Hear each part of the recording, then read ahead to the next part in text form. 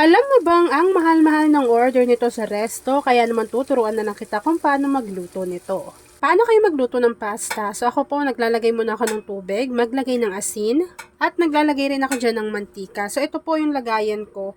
Alam nyo ba, hindi to basta-basta tumatapon. Tignan ninyo ha, kapag ginanyan natin yan, hanggat hindi nyo pinipiga yung mismong bote, hindi siya babagsak. Pero kapag pinigay nyo yung bote, tsaka lang po lalabas yun. Yan. So konting cooking oil lang yung ilalagay ko. Tapos po, hintayin natin yung kumulo. So, napakarami dyan sa comment section natin. Iba't ibang, way kung paano magluto ng pasta. Tapos, nasa sa inyo naman yun kung paano. So, ako usually kapag kumukulo na, tsaka ko lang ibubuhos yung pasta. Kahit anong klaseng pasta yan.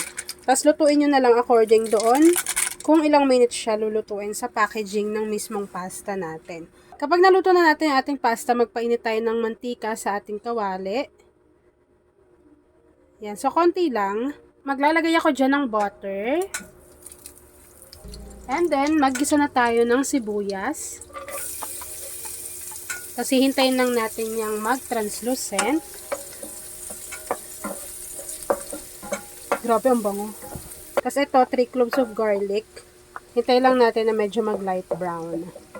Hindi tayo gagamit dyan ng all-purpose cream, pero para mas maging creamy siya at kumapal yung consistency, maglagay tayo at least 2 tablespoon ng flour. Tapos, lutuin natin yan sa mahinang apoy para hindi naman hilaw yung ating harina.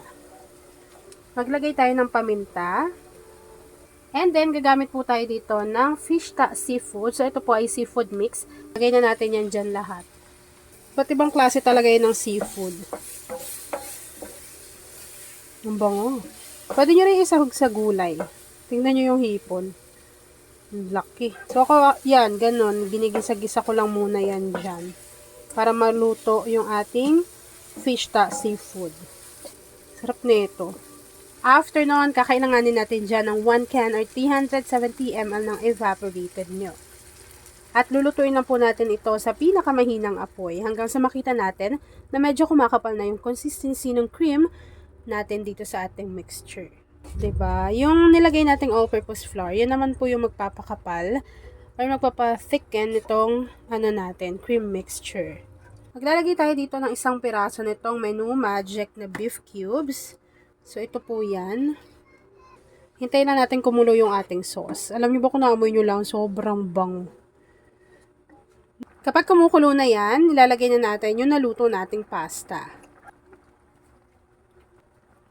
Kapag nailagay na natin yung ating pasta, pwede pa kayo dyang maglagay ng keso o kaya naman yung mga dried basil. Kung gusto niyo na medyo maanghang, pwede kayo maglagay ng chili flakes. So ako hintayin ko lang na medyo ma-absorb pa nung ating pasta yung ating ginawang sauce, and then after po nun, pwede na natin yang i-enjoy. At ayan na nga mga kakusina, kapag na-absorb na po ng ating pasta yung ginawa nating creamy sauce, pwede na po natin yang i-enjoy. At ayan na nga mga kakusina, tapos na po ang ating creamy seafood pasta na walang cream.